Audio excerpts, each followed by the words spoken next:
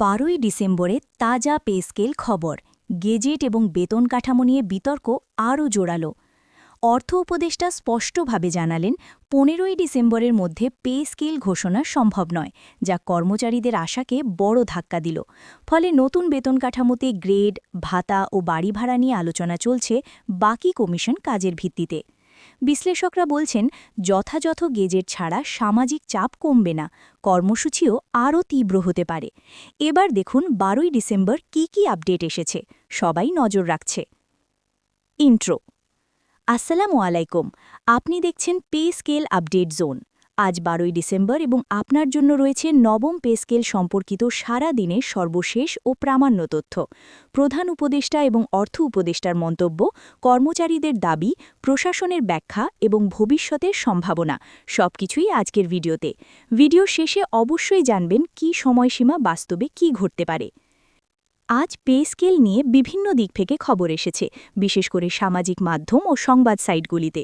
প্রথমত, অর্থ উপদেষ্টা স্পষ্ট করে দিয়েছেন 15ই ডিসেম্বরের মধ্যে পে স্কেল গেজেট করা সম্ভব নয়, অর্থাৎ কর্মচারীদের আল্টিমেটাম সময়সীমা নিয়ে প্রশাসনের একদম সরাসরি ব্যাখ্যা পাওয়া গিয়েছে। অনেক সরকারি কর্মচারী চেয়েছিলেন 15ই ডিসেম্বরের আগেই গেজেট প্রকাশ করা হবে, যাতে 2026-এর শুরু থেকেই নতুন বেতন কাঠামো কার্যকর হতে পারে। কিন্তু আধিকারিকদের বক্তব্য, এটা এত সহজ নয়, কারণ এটি একটি সম্পূর্ণ নতুন কাঠামো, যেখানে বেতন, ভাতা, বাড়ি ভাড়া, ভর্তুকি থেকে শুরু করে গ্রেডিং সিস্টেম পর্যন্ত সব কিছু পুনর্বিন্যাস করতে হবে। আরেকটি গুরুত্বপূর্ণ দিক হল বিশেষ ভাতা ভিত্তিক দাবির বিরোধিতা।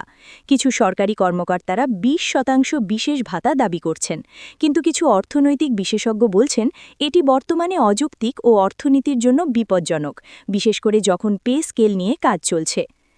এছাড়া কমিশন, সচিব ও প্রশাসনিক কর্মীরা পে স্কেল কাঠামো নিয়ে মতামত বিনিময়ের কাজ শেষ করেছেন। এতে ভিন্ন ভিন্ন প্রস্তাব এসেছে, যাতে গ্রেড কমিয়ে বেতন উৎসাহজনক করে নতুন কাঠামো তৈরি করা যায়।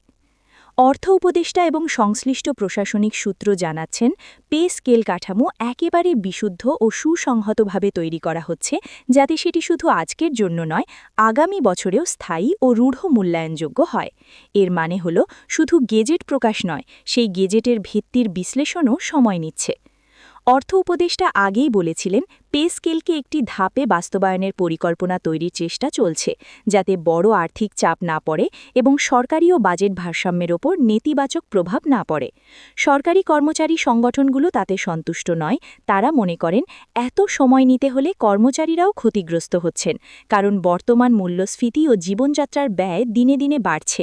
তাই দাবি চলছে আরও দ্রুত সিদ্ধান্ত নেওয়ার। 15ই ডিসেম্বরের আগে পে স্কেল গেজেট হওয়া সম্ভব নয়, এটাই প্রশাসন জানিয়েছেন। কর্মচারীরা এখনও সময়সীমা দাবি করছেন। বিভিন্ন ভাতা, বেতন কাঠামো নিয়ে বিতর্ক চলছে। বিশেষ ভাতার দাবি নিয়ে সমালোচনা উঠেছে। পে কমিশনের কাজ এখনও চলমান, তার ভিত্তিতেই চূড়ান্ত প্রস্তাব আসবে। এটা সবাইকে বোঝাচ্ছে যে পে স্কেল শুধু একটি ঘোষণা বা গেজেট মাত্র নয়, এটি একটি ব্যাপক অর্থনৈতিক ও প্রশাসনিক পরিকল্পনা, যা কার্যকর হলে সরকারি কর্মচারীদের জীবনে দীর্ঘমেয়াদে প্রভাব ফেলবে। আউট্রো।